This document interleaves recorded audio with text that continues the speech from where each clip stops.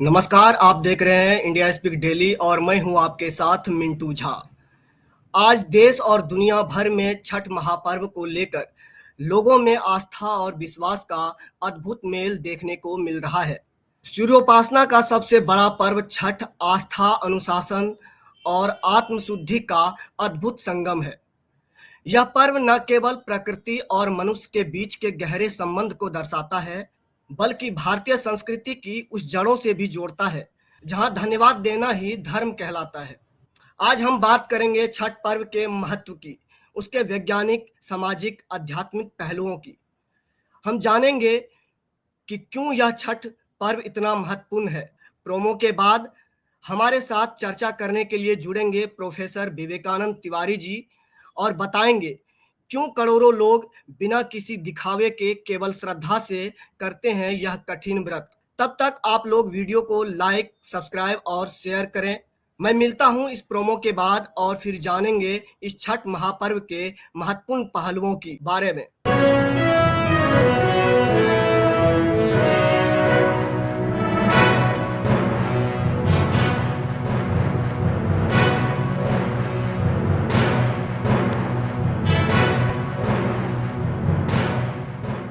तो प्रोफेसर साहब, आपका बहुत बहुत स्वागत है इंडिया स्पीक डेली पर।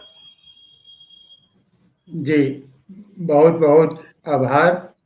और आज हमें और आपको जो करोड़ों सनातनी सुनेंगे उनका भी अभिनंदन, वंदन। जैसा कि आपने जी भूमिका में ही बहुत अच्छी बातों को आपने रख दिया। छठ पर्व जो है विश्व का सबसे वैज्ञानिक पर्व के रूप में अपनी ख्याति न केवल भारत बल्कि विदेशों में भी बिखेर रहा है। छठ पर्व भारतीय संस्कृति, सनातन धर्म परंपरा का एक वैज्ञानिक और आरोग्यपूर्ण जो है अनुष्ठान है।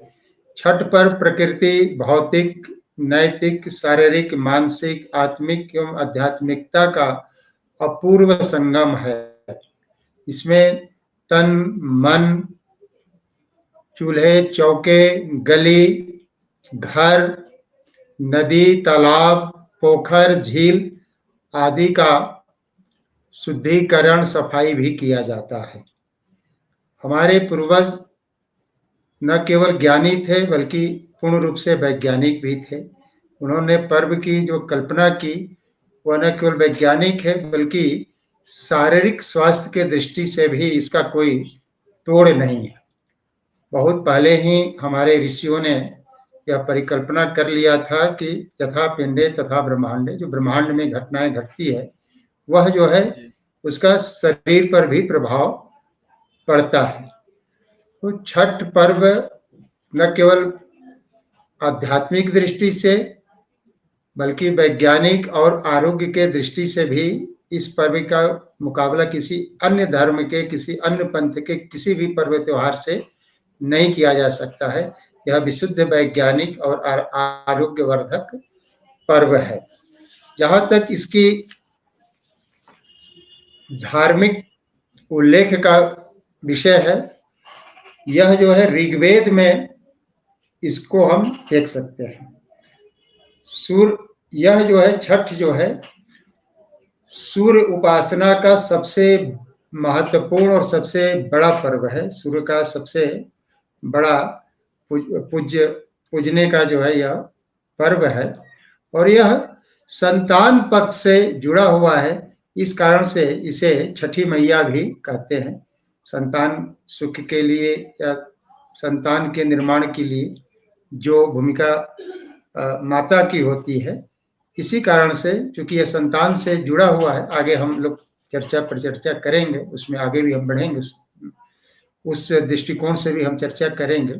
इसीलिए छठी मैया के आगे ऋग्वेद में 8 सूक्त जो है इस जो है सूर्योपासना से संबंधित मिलता है और उसमें अनेक श्लोक हैं।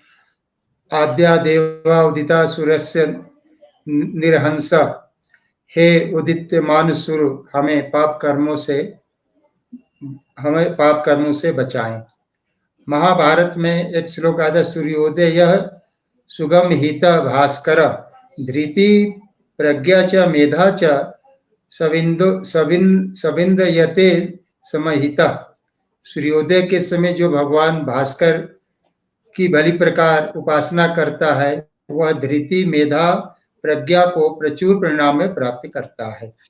गीता में भी भगवान कृष्ण ने जो है कहा है, जो है उसमें जो कहा है कि आदित्या नाम महम विष्णु ज्योतिर्षाम रवि रविरंशुमान, मतलब ज्योतियों के किरणों वाला मैं सूर्य हूँ, ज्योतियों के किरणों में मैं सूर्य हूँ। गीता में भी इसका वर्णन है। तैत्तिरीय उपनिषद का श्लोक है और उसका अर्थ है कि उदय और अस्त होते हुए सूर्य का ध्यान करें, भागवत पुराण ध्यान करें, इससे सब प्रकार का कल्याण जो है, इससे सब प्रकार का कल्याण होता है।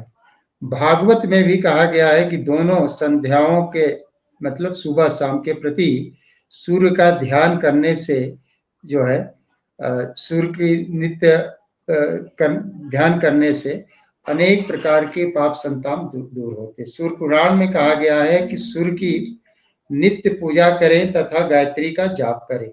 ऋग्वेद, यजुर्वेद, सामवेद तीनों वेदों में एक श्लोक है, सूर्य आत्मा जगत अतस्तु स, जो सूर्य की ऊर्जा मानने की पुष्टि करता है। इस प्रकार से हम देखते हैं कि हमारे ऋग्वेद से लेकर रामायण पुराण में भी इसका विवरण प्राप्त होता है। जब रावण का युद्ध हो रहा था तो राम ने जो है सूर्य की उपासना की थी और ऋषि के कहने से उन्होंने आदित्य हृदय स्तोत्रम, जो सूर्य उपासना का जो है मंत्र उसमें दिया गया है, का उन्होंने पाठ किया था। और सीता जी ने भी जो है वन में जो कष्ट हुआ और रावण के द्वारा जो हरण हुआ, उसके बाद जो है ये जो है छठ का पर्व करती है। द्रौपदी भी जो है सब कुछ जो उन पांडव हार जाते हैं तो उसको पुनः प्राप्ति के लिए, उनकी संस्कृति की वृद्धि के लिए छठ की पूजा करती है, ऐसा जो है इतिहासों में उल्लेख है। अब हम देखेंगे कि बहुत से विदेशी यात्री भी छठ के पूजा का वर्णन करते हैं। एक बहुत प्रसिद्ध चीनी यात्री था वेन सांग, जो 7वीं शताब्दी में 630 से 645 तक भारत का भ्रमण किया था। उसने भी छठ पर्व का जो है वर्णन अपने यात्रा विवरण जो उसकी है, जिसका नाम है CUT में करता है और जो उसका अंग्रेजी ट्रांसलेट जो उसके यात्रा विवरण का हुआ है उसमें 6 फास्ट डे का एक जगह उल्लेख है और 6 होली डे, मतलब कि 6 उपवास का दिवस और 6 पवित्र दिन का जो है उनका विवरण प्राप्त होता है। इतना ही नहीं, एक बहुत प्रसिद्ध जो है ईडन फाइनी एक महिला यात्री थी जो पटना में जो है 4 नवंबर 1937 को वो पटना में सूर्य छठ के संध्या के समय का वो विवरण, उसमें वो सूर्य छठ के पर्व को देखती है और अपने यात्रा में विवरण वो लिखती है और उसकी किताब का नाम है टाइगर्स, दरबार और किंग्स। और फिर वो अगले दिन यानी कि 5 नवंबर को दिन रविवार को सुबह में भी वो जाती है और देखती है किस प्रकार से लोग जो है एक साथ सूर्य उपासना या की छठ की पूजा करते हैं। और उसमें इसने वर्णन किया है कि एक ही वस्त्र को जैसे सन्यासी धारण करते, एक ही वस्त्र को धारण करके व्रती लोग जो है वो रहते हैं, इस प्रकार से, जिसको चावर भी बोलते हैं। उसी प्रकार से एक अंग्रेज विद्वान जो है जिसका नाम जॉर्ज इब्राहिम ग्रियर्सन था, उसने नोट्स ऑन द जो है डिस्ट्रिक्ट ऑफ गया 1835 में, और विवरण 1835 का देता है। और उसमें वो यह भी बताता है कि मुसलमान भी इस पर्व को जो है करते हैं। यह जो है बहुत बड़ी बात है। और जहां तक इसके पुरातात्विक साक्ष्य का है, बोध गया में 200 ईसा पूर्व में जो है वहां के रेलिंग पर जो है रथ और 4 चक्र का प्राप्त होता है, जिससे यह अनुमान लगाया जाता है यह भारत में सूर्य उपासना का पुरातात्विक स्रोत का सबसे प्राचीनतम साक्ष्य है। फिर हम देखेंगे पाषाण काल में के जो राजा थे उनके सिक्के पर भी सूर्य की आकृति जो है उस पर मिलता है। तो यह जो है पुरातात्विक इसके साक्ष्य है। सूर्योपासना का अथर्ववेद में भी उल्लेख है और कहा गया है, उसके मंत्र का अर्थ है सूर्य का प्रकाश दिखाई देने वाला और न देने वाला सभी प्रकार के प्रदूषित जीवाणुओं और रोगाणुओं को नष्ट करने की क्षमता रखता है। अर्थात यजुर्वेद जो है सूर्य उपासना को जो है यह प्रदूषण मुक्ति से जोड़ता है और उस मंत्र का अर्थ है कि जो भी जीवाणु हो जो दिखाई पड़ते हैं न भी दिखाई पड़ते हैं, सूर्य के प्रकाश से उनका नाश होता है और पर्यावरण शुद्ध रहता है। साम वेद में भी आप जो है सूर्य उपासना का उल्लेख पाएंगे। उसका मंत्र का उल्लेख है, उसका हिंदी रूपांतर है सूर्य संसार का पालन और धारक है। और आप देखेंगे तो सूर्य की 2 पत्नियों का उल्लेख है, उषा और प्रत्युष्या। दोनों जो है सूर्य की पत्नी है और संयुक्त शक्तियों का द्योतक है, अर्थात सूर्य और उनकी दोनों पत्नियों का द्योतक है। प्राचीनतम आदित्य हृदय स्तोत्रम अगस्त ऋषि जो वाल्मीकि रामायण में भी इसका उल्लेख है और उसके उपासना से, जैसे मैंने पहले ही बताया कि राम ने जो है रावण पर विजय पाई, यह जो है वाल्मीकि रामायण में भी देखा जा सकता है। यह जो है सूर्य उपासना छठ पर्व का धार्मिक और ऐतिहासिक उल्लेख है। विथ रेफरेंस हमने इसको बताया। अब सूर्य उपासना का महत्व केवल धार्मिक दृष्टि से या आध्यात्मिक दृष्टि से ही नहीं है, बल्कि यह जो है विज्ञान के दृष्टि से भी इसका महत्व बहुत ज्यादा है। जी जैसा कि आप जानते हैं। हाँ। जी प्रोफेसर साहब, ये जो आप वैज्ञानिक दृष्टि की बात कर रहे हैं, तो ये वैज्ञानिक दृष्टि वाली चीजें आप थोड़ा अच्छे से समझा दीजिएगा, क्योंकि कई लोग ऐसे हैं, कई नब्बोदवादी जो आजकल के नब्बोदवादी हैं, वो हर चीज को पाखंडवाद और पाखंडवाद से जोड़ते हैं। तो आप इसको थोड़ा हाँ। विस्तार बताइए। हमारे जितने भी पर्व त्योहार हैं वह अत्यंत वैज्ञानिक है, विज्ञान के कसौटी पर खरे हैं। और कोई भी वैज्ञानिक, मैं चैलेंज करता हूं विश्व स्तर के किसी भी वैज्ञानिक, हमारे किसी भी पर्व त्योहार को आप वैज्ञानिक घोषित कर दें, यह एक तर्क होता है, एक कुतर्क होता है। तो समाज को तोड़ने के लिए विदेशों से फंडिंग हो रहा है और हमारे समाज में बिके हुए लोग एक टूल्स किल के रूप में यह जो है सनातन को नष्ट भ्रष्ट करने का प्रयास करते हैं, कुतर्क करते हैं। उनके तर्क में कोई दम नहीं है, कोई साक्ष्य। मैंने जितनी भी बातें रखी है वो विथ रेफरेंस और साक्ष्य के रूप में रखा। अब हम विज्ञान के रूप में आते हैं। जो छठ षष्ठी, तो कार्तिक मास का जो छठवां षष्ठी जो का दिन जो होता है, उस समय जो परावैंगनिक किरणें होती है जो मनुष्य के शरीर पर पड़ने से वो हानिकारक होता है, उस दिन और ज्यादा जो है परावैंगनिक किरणें उस दिन उस तरह के जो ग्रहीय स्थिति होती है उसके कारण से उस दिन छठ के दिन बहुत ज्यादा परावैंगनिक किरणें जो है वो पृथ्वी पर जो है वो उसकी उपस्थिति देखी जाती है। तो ये सूर्य उपासना के कारण से उसका होने वाले शरीर पर जो प्रभाव है उसको जो है आदमी जो है कम कर जाता है। अब हम देखते हैं कि कमर से ऊपर पानी में रहकर जो है छठ की पूजा की जाती है। आप भी जानते हैं, हम भी जानते हैं। तो उस डूबकर सूर्य को देखने से न केवल नेत्र की ज्योति बढ़ती है, बल्कि रोग प्रतिरोधक क्षमता शरीर में बहुत ज्यादा बढ़ता है। और इस समय मतलब कि छठ के दिन सूर्य की 16 कलाएं जो है, जो किरणों में 16 कलाएं पाई जाती है, जो मनुष्य के शरीर के तंत्र को न केवल मजबूत करती है, बल्कि उनके स्वास्थ्य का निरंतर उससे जो है वृद्धि होता है। उसी दिन जो है जो किरणों में 16 कलाएं पाई जाती है।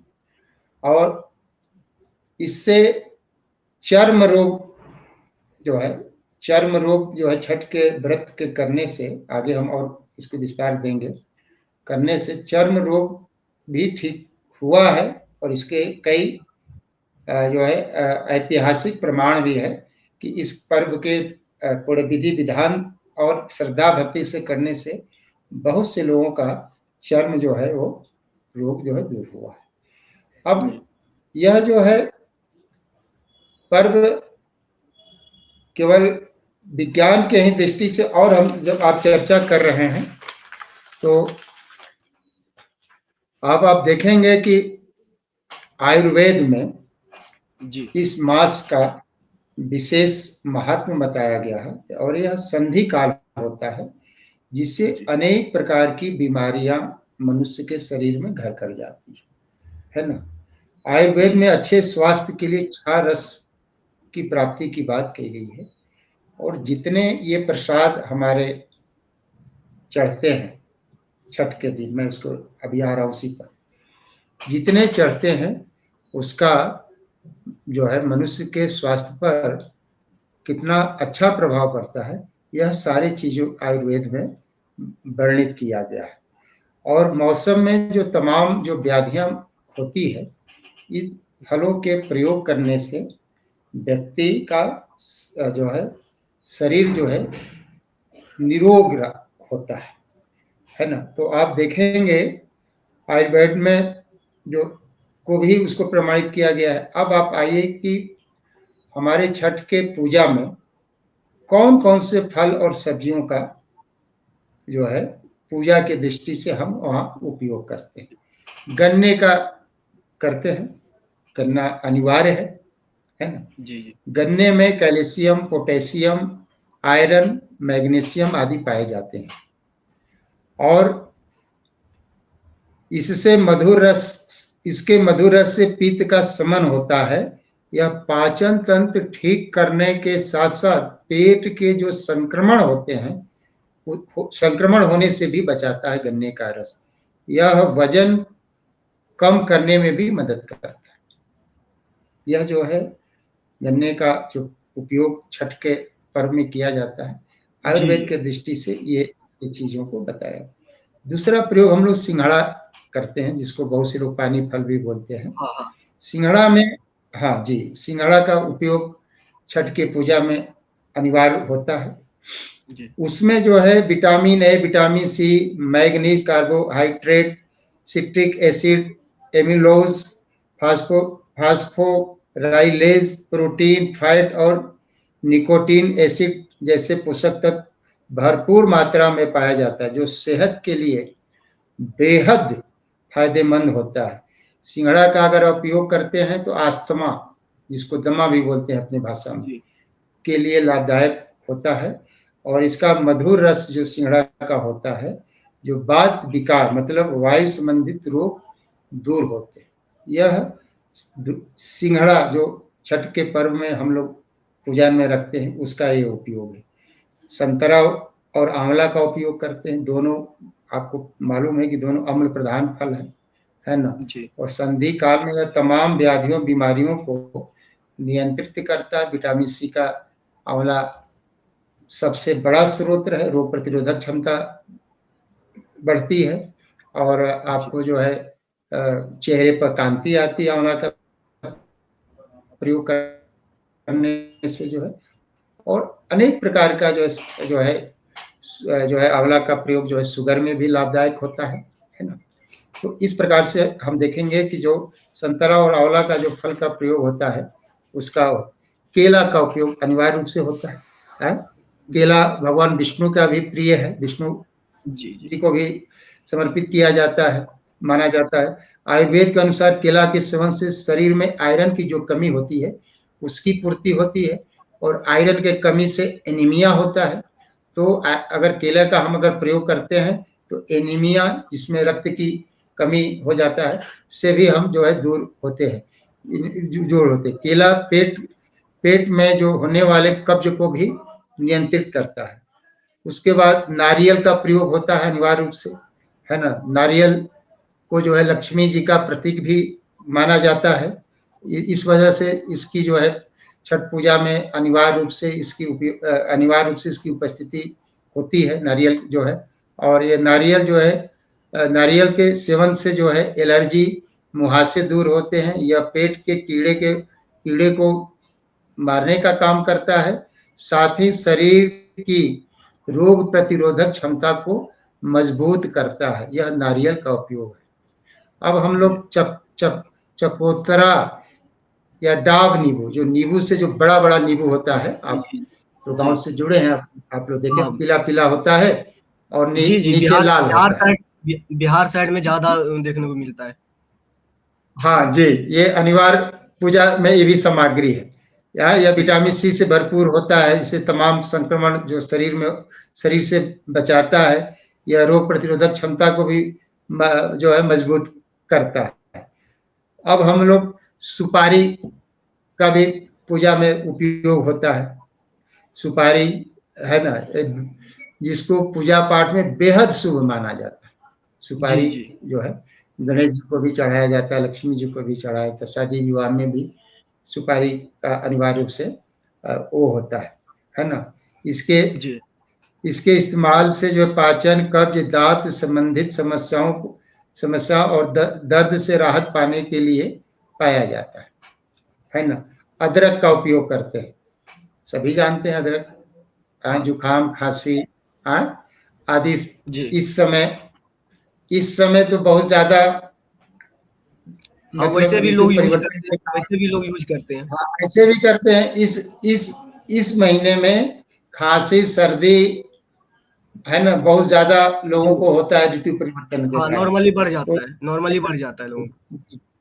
बिल्कुल बढ़ जाता है ना। उसके बाद आप देखिए गठिया में भी बहुत लाभ पहुंचाता है अदरक। मूली का उपयोग अनिवार्य रूप से पूजा में होता है, सूप पर मूली हाँ, रखा जाता है। अब मूली में जो है फॉलिक एसिड, विटामिन सी और एंथोकाइनिन जैसे गुण पाए जाते हैं, जो डायबिटीज को ठीक करने में मदद करता है। मूली का कटु माने तीखा रस जो है सर्दी जुकाम के प्रभाव को कम करता है। तो आप देखेंगे कि हमारे घरों में परंपरागत रूप से मूली जी। खूब सेवन किया जाता है इस महीने में। मान हाँ, लीजिए हाँ। कार्तिक के महीने खूब जी। सेवन किया जाता है ना। और उसके बाद पान का उपयोग होता है। जी। पान, है ना, कच्चा पान के पत्ते का। तो हाँ। आप देखिए हाँ, पान भी स्वास्थ्य के दृष्टि से बहुत लाभदायक होता है। और भोजन करने के बाद यदि आप पान का सेवन करते हैं, भोजन करने के बाद एक ऐसी नली है जो केवल उसी समय खुलती है और पान ग्रहण करने के लिए वो खुलती है, उसके बाद वो बंद हो जाती है। तो अच्छा। ये पान का वो भी जो पूजा में रखा जाता है वो भी।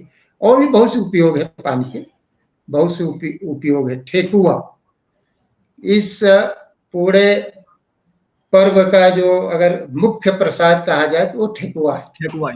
जी। और हाँ, कितना अद्भुत अपने घर के सामग्री से बनाना है जी। ठेकुआ। आप जानते हैं आटा हाँ। और गुड़, घी।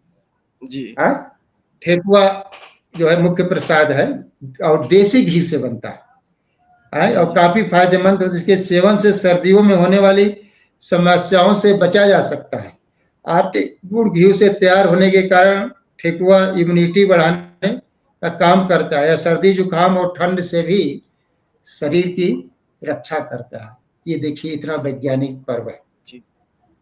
जो प्रसाद है, आप देखिए कि मतलब कि कितना अद्भुत समन्वय हाँ है हाँ शरीर को स्वस्थ रखने जी। का। चावल और लड्डू, चावल बॉडी को डिहाइड्रेट कर रखता है। आयुर्वेद के अनुसार चावल तत्काल ऊर्जा प्राप्त करने, बुढ़ापे की प्रक्रिया को धीमा करने और ब्लड शुगर को नियंत्रित करने का काम करता है। इसके सेवन से पीलिया, बवासीर, उल्टी और दस्त जैसे रोगों को कम किया जा सकता है। चावल पचने में आसान होता है, यह पेट को ठंडा रखता है, इसीलिए ठंड के अवसर पर चावल के बने लड्डू को हेल्दी माना जाता है। चावल के लड्डू भी बनते हैं, ये भी। जी। कच्ची हल्दी का प्रयोग होता है पूजा हाँ में, कच्ची हल्दी काट के रूप में होता है।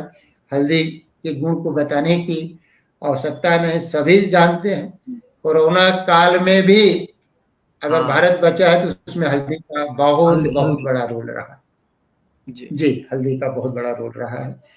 औषधि गुणों से भरपूर माना जाता है। कच्ची हल्दी के जो मैं एंटीऑक्सीडेंट गुण होते हैं। आयुर्वेद में हल्दी को रक्त शोधन के लिए महत्वपूर्ण औषधि माना जाता है। हल्दी में तीखा कसैला मिश्रण होता है, जिसके सेवन से रक्त शोधित होता है ना। तो इस प्रकार से और भी चीजें उसमें रहता है। हाँ जी जितने भी छठ के प्रसाद हैं, जी। आप उसमें देखेंगे कि सारे के सारे जो है वो बिल्कुल जो है वैज्ञानिक है। उसका कोई तोड़ नहीं है। छठ के पर्व का, किसी भी पर्व त्योहार जी में, चाहे वो सनातन धर्म के पर्व त्योहार हो या अन्य पंथों के, धर्म तो केवल एक है सनातन, लेकिन लोग पंथ को भी अज्ञानतावश धर्म ही कह देते हैं। तो जी अन्य भी जितने भी पंथ है, चाहे वो ईसाई धर्म हो, इस्लाम धर्म हो, और भी जो विश्व में धर्म है, किसी के पर्व त्योहार में इतनी वैज्ञानिकता आपको देखने को नहीं मिलेगी। यह जो जी है, जी अब आप छठ व्रत के जो नियम होते हैं उसको भी जानना चाहिए और उससे क्या लाभ होता है, ये भी जो जी है हमें जानना चाहिए। तो बिल्कुल। छठ पर्व जैसा कि आप जानते हैं चतुर्थी से शुरू हो जाता है। 4 दिन का पर्व है ना। जी और इस पर्व की सबसे बड़ी विशेषता है और पूरे विश्व के लिए यह अनूठा संदेश भी है और आश्चर्यजनक घटना है कि विश्व के किसी भी धर्म में डूबते हुए सूर्य वो को अर्घ नहीं दी। अर्घ हाँ अर्घ नहीं दी। या नहीं दिया जाता है। जी यह केवल छठ पर्व में ही देखा जाता है। दिया। और जी दो जी अर्घ अत्यंत महत्वपूर्ण होते हैं और वो होता है आपको जो है छठी का, जिस षष्ठी या छठी, जी जो कि शाम में अर्घ्य दिया जाता है। और जी सप्तमी को वो जो है सुबह में अर्घ्य दिया जाता है। उसके बाद ये 4 दिन का अत्यंत कठिन व्रत, इसमें 36 घंटा, तो आप समझ लीजिए 24 घंटा तो बिल्कुल कुछ भी, हाँ मतलब कि हाँ, जल का एक बूंद भी जो है पालन मतलब कि लोग ग्रहण नहीं करते हैं। 2 महत्वपूर्ण अर्घ होते हैं, एक हाँ हाँ। शाम को और एक दूसरा सुबह। सुबह को अर्घ देते हैं। ये 2 महत्वपूर्ण अर्घ होते हैं, है ना। ये दो जी महत्वपूर्ण अर्घ होते हैं और यह, जैसा कि हमने शुरू में बोला, कि यह सूर्य उपासना का पर्व है और इससे संतान से जुड़ा हुआ यह पर्व है। जी जिन्हें हाँ एक संतान बार की हाँ प्राप्ति नहीं, इस विषय में भी थोड़ा लोगों को बता दीजिए। जी, यह संतान से जुड़ा हुआ पर्व है, इसीलिए संतान से जुड़े होने के कारण इसे छठी मैया भी कहा जाता है। मैया भी कहा जिन्हें जाता संतान की प्राप्ति नहीं होती है और या जिनको संतान की प्राप्ति हुई और वो अकाल में, काल के गाल में समा गए, तो सूर्य के उपासना से उन्हें पुत्र की प्राप्ति होती है। और इसके कई उदाहरण भी हैं, इतिहास में भी उदाहरण है कि कई निसंतान, समान व्यक्ति की तो बात छोड़ दी, राजा महाराजाओं को भी नहीं था तो जी, ऋषि महर्षियों के जो है कहने से उन्होंने छठ का व्रत प्राप्त किया और संतान की प्राप्ति की। और किन्हीं कारण से अगर संतान प्रतिकूल है, मतलब अस्वस्थ है, या फिर उसको जो है जो चीजें स्वास्थ्य उसके प्रतिकूल हैं, या फिर वो माता पिता के जो है आज्ञा का पालन नहीं करता है ना, अपनी मनमानी करता है, तो इन सब चीजों से भी सूर्य की छठ की उपासना से इसे जो है दूर किया जा सकता है। जी, चर्म रोग, जैसा कि हमने बताया, चर्म रोग के दूर करने के लिए भी छठ का जो है व्रत किया जाता है। और जिनकी कुंडली में सूर्य कमजोर है, तो सूर्य को मजबूत करने के लिए भी छठ का जो है व्रत किया जाता है। छठ का व्रत के जी, साथ साथ आप सूर्य की उपासना भी करते हैं, तो आपका सूर्य जो है मजबूत होता है, और सूर्य जैसे ही मजबूत होता है वो मंगलकारी होता है और आपको यशस्वी बनाता है, धन धान्य से परिपूर्ण बनाता है। तो ये जो है इस प्रकार से जो है सूर्य उपासना और छठ पर्व का जो ज्योतिषीय महत्व है उसका भी हमने उसको आपको उल्लेख कर दिया। यह जो जी। है मिट्टी। प्रोफेसर साहब, मैं ये जानना चाहूँगा कि आपने तमाम पहलुओं को बहुत अच्छे ढंग से बताया है, तो मैं ये जानना चाहता हूँ कि इसका जो है सामाजिक समरसता पे क्या महत्व है इसका, सामाजिक समरसता में? हाँ, हाँ। जी, जी, मैं इस पर भी जो है विषय रख रहा हूँ। यह जो है सामाजिक समरसता का एक अनूठा पर्व है। इसमें न कोई ऊंच है, न कोई नीच है, न कोई जात पात पूछता है। सभी सनातनी एक साथ एक मंच पर एक घाट पर एकत्रित होते हैं और अपनी जो है आस्था को व्यक्त करते हैं। इसके साथ साथ यह आडंबर और कर्म कांड से भी ऊपर का पर्व है। इसमें न कोई कर्म कांड की आवश्यकता है, न किसी पुरोहित की आवश्यकता है, न किसी मंत्र की आवश्यकता है ना। ये जी, अत्यंत सरल और सामान्य पर्व है, जिसको कोई भी जो है मना सकता है ना। तो ये जी, जी, आडंबर रहित और सामाजिक समरसता का जो है अनूठा पर्व है।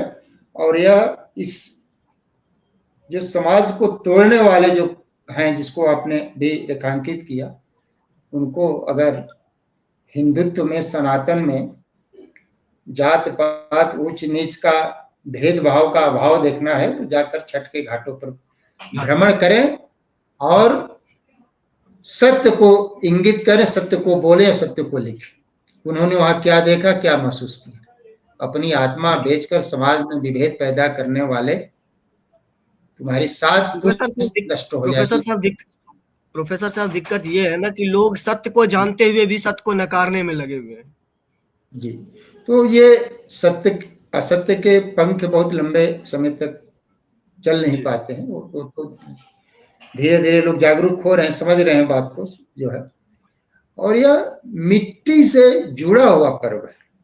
जी, इसके जो भी परंपरा है, जो गीत है, आपको मिट्टी की एक सुगंध आपको देखने को मिलेगी। इसके गीत से ही लगता है कि पूरे गांव के वातावरण का, है ना, जी, गांव की सीधी सोधी मिट्टी का अनुभव हम कर सकते हैं। बचपन से ही हम लोग गीतें सुने आ रहे हैं। कांचे जी, का जी। कौन कौन हाँ, कौन गीत है, कांचा ही कुछ बांस बताइए के आप मिंटू। जी, वो कांचा ही हाँ, बांस के बहेलिया वाला जो गाना है। जी, बैल बैल, बहंगी लचकर जाए, और भी हाँ, जितने भी गीत हैं जो विशेषकर शारदा सिन्हा जी ने इसको गाया था, हाँ, तो वो गीत में आपको एक बिल्कुल मिट्टी से जुड़ा हुआ जुड़ाव, आपको अपना भी जी, जुड़ाव जी, उसमें आपको महसूस। तो ये बिल्कुल। वो जो है चीजों को जो, और ये न केवल बिहार से ये उपजा हुआ पर्व है, जो न केवल भारत बल्कि विश्व के अनेक देशों में, इंग्लैंड, अमेरिका, जर्मनी, है ना, जी, और हर जहाँ जगह। जहाँ भोजपुरी समाज जो है, मॉरिशस, है ना, इन सब देशों में भी बड़े धूमधाम से, आपको लगेगा ही नहीं कि अमेरिका में आप हैं, आपको लगेगा कि हम बिहार के ही किसी घाट पर घाट का अनुभव आप करेंगे। यह वैश्विक पर्व के रूप में अपनी ख्याति प्राप्त कर लिया है और यूनेस्को ने भी विश्व धरोहर के रूप में इसे स्वीकार कर लिया है। प्रधानमंत्री का भी इसमें बड़ा योगदान रहा। तो आने वाले समय में यह पर्यटन और पूंजी निर्माण का भी बहुत बड़ा साधन आपका छठ पर्व जो है पड़ेगा। तो इस प्रकार से ये छठ पर्व का धार्मिक, आध्यात्मिक, वैज्ञानिक, औषधीय हमने परिचर्चा किया। कुछ और प्रश्न हो तो आप हमें बताएं। प्रोफेसर साहब, बस आपने बहुत अच्छे तरीके से इसका धार्मिक, शास्त्रीय और वैज्ञानिक महत्व को के बारे में बहुत अच्छे ढंग से समझाया है लोगों को, और मैं उम्मीद करता हूं कि जो लोग सत्य को जानते हुए भी इन चीज़ों को नकारते हैं, वो इन चीज़ों को समझेंगे। और आगे जो है इन लोगों जो लोग हैं जो इस तरीके से अंधविश्वास फैलाने का काम करता है, उनसे बचेंगे। तो प्रोफेसर साहब, बहुत बहुत उनको धन्यवाद आपका। उनको उनको अगर धर्म को हटा दिया जाए इस पर्व को, जी, तो उपवास के लिए, फास्टिंग के लिए कहा गया है कि बेस्ट रेमेडी फॉर फास्टिंग। सारे मतलब डिजीज के जितने भी रोग हैं उसका रामबाण है उपवास। जी। तो इसमें जो 24 घंटे 36 घंटे का जो उपवास का विधान है, हाँ, इसको कौन नकारेगा। जी, इससे सही बात। शरीर स्वस्थ होगा, कोशिकाएं पुष्ट होंगी, जो शरीर में चीजें गंदगी है वो उसकी सफाई होगी। इसको तो कोई नकार नहीं सकता। जी, इसको तो कोई नकार नहीं सकता है। ठीक है, तुम कर्मकांड के विरोधी है, ब्राह्मणों के विरोधी हो, इसमें तो जी, कोई कर्मकांड भी नहीं हो रहा, किसी ब्राह्मण की कोई इसमें आवश्यकता आवश्यकता नहीं नहीं। है। हाँ, इसमें और ये माँ देखिए ना कितना वैज्ञानिक, जो भी हमारे पूर्वजों ने सोचा, कितना वैज्ञानिक पर्व। कार्तिक मास लेकिन आज में उन्हीं पूर्वजों सबसे को गाली दिया जाता है। हाँ, तो गाली दे रहे हैं तो उनके भी तो पूर्वज अपने ही को गाली दे रहे हैं।